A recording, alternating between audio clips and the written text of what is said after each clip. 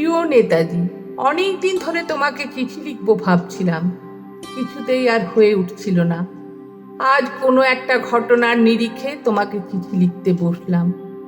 ছেলেবেলায় আমাদের দোতলা ড্রয়িং রুমে তোমার ছবি, জন্মদিনে পেতাম বই, সেখানেও তুমি, বাবার গল্পে তোমারই বীরত্ব। দেখতে দেখতে শুনতে শুনতে ক্রমে আমিও তোমার ভক্ত। বাবা বলতেন ইন্ডিয়ার আর একজন নেতাজির দরকার ছিল। মা গাইতেন বীর সুভাষের মহান দেশ।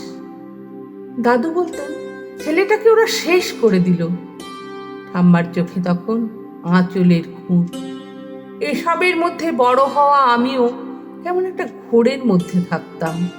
ভাবতাম পারতে, তুমি সব পারতে, যদি আর একবার আমাদের মধ্যে তোমাকে পেতাম। আজ উত্তর 40-এও আমার একই ভুল। তুমি পারতে, কেননা দেশের মাটিতে দেশপ্রেমের মতো জোরালো একটা ঝাঁকুনি দেবার ক্ষমতা তখন আর কারোর ছিল না। এখনো আছে কি? তোমার হারিয়ে যাবার পর দেশে কত কমিশন বসেছে, ভারতের পূর্ব পশ্চিম উত্তর দক্ষিণে। কোনো পীর, কোনো সন্ত, কোনো দয়ালু বৃদ্ধকে দেখে ফুল করেছে সবাই। ছুটে গেছে তুমি মনে করে, কিন্তু ফিরেছে মাথা নেড়ে। তবু তোমাকে পাবার আশায় বুক বেঁধেছে। তুমি তো শুধু বসুবাড়ির নও, গোটা ভারতবর্ষের মণিকোঠার হীরক, যার আলোর শুদ্ধতা কালোকে সাদা করতে পারে। এই বিশ্বাসে ভর করে সবাই ভেবেছিল তুমি আসবে, আসবেই, কিন্তু এলে না। কেটে গেল অনেকগুলো বছর, পেরিয়ে এলাম জীবনের অনেক গলি খুঁজে। তুমি এখন বিমানবন্দরে, সভা সমিতিতে, রিসার্চ ব্যুরোতে, এমনকি ছেলের নামকরণেও। শুধু হৃদয় যেন দোলা দেয় না। জানো, তোমার জন্মদিনটা এখন সবাই ছুটির দিন বলে আয়েশ করে উপভোগ করে। আর ছেলেরা, তারা তো এখন দেশ থেকে বিদেশের খবরই বেশি রাখে।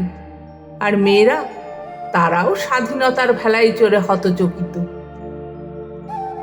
শুধু মাটিটা কাঁদে।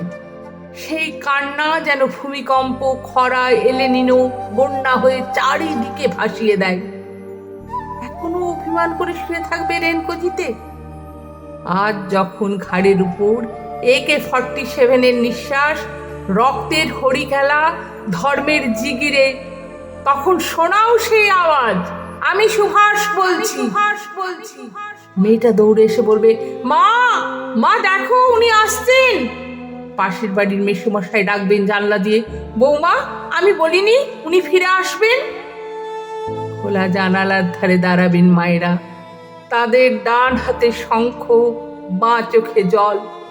নদী হবে উত্তাল, নৌকা বেসামাল, পরাণ মাঝিও চেঁচাবে, উনি আসতেছেন। সবুজ মাঠে শিশুদের হাতে পতাকার দোলা, উনি আসছেন, উনি আসছেন, উনি ফিরে আসছেন। তোমার হারিয়ে যাওয়া জন্মদিনের ভেতর থেকে উঠে আসুক আরেকটা 23-এ। আজ স্বাধীনতার ঠিক আগের মুহূর্তে দাঁড়িয়ে তোমাকে আমার এই চিঠি।